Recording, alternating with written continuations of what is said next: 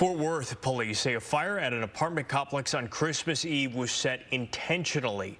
Police say 35-year-old Kristen Lewis is in custody. She is facing capital murder and arson charges for the fire that left 2 dead and dozens without a home during the holidays. Fox 4's Amelia Jones live now with an update. Amelia?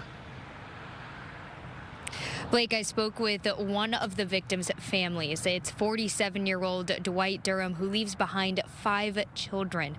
I spoke with the mother of 3 of his children. She says the family is heartbroken and they are remembering him tonight.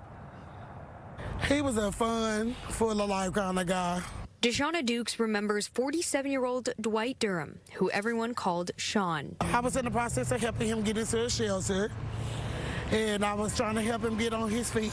Duke says Durham was experiencing homelessness. The Fort Worth Fire Department says Durham and 4 other people were living inside a vacant unit at the Tides at Meadowbrook apartment complex on King George Drive in Fort Worth. On Christmas Eve, an altercation happened between the group, and fire investigators say 35-year-old Kristen Lewis intentionally started a fire. She didn't tell anybody that she did that, and she kind of escaped and got out of it. One person made it out the front door, another jumped from a 3rd-story window, and firefighters rescued Durham and 28-year-old Galisha Gaston. The 2 were taken to a local hospital where they died. Duke says the 2 were in a relationship. That's just devastating for 2 families to lose a loved one, especially on Christmas.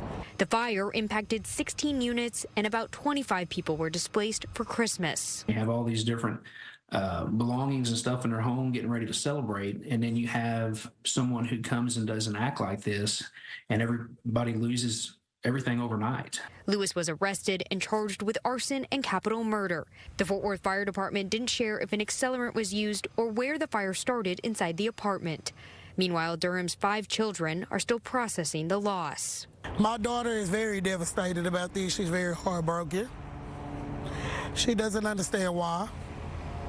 And she doesn't understand the fact that he's not coming back. But he'll always be with them. And when he left a mark on them. We also spoke to one of Durham's cousins who says that while Durham was unhoused, he was not unhomed, and he was very loved by his family. If anyone has any additional information that would help the investigation, you're asked to contact Fort Worth Police. Lewis is currently being held at the Tarrant County Correction Center on a $1 million bond.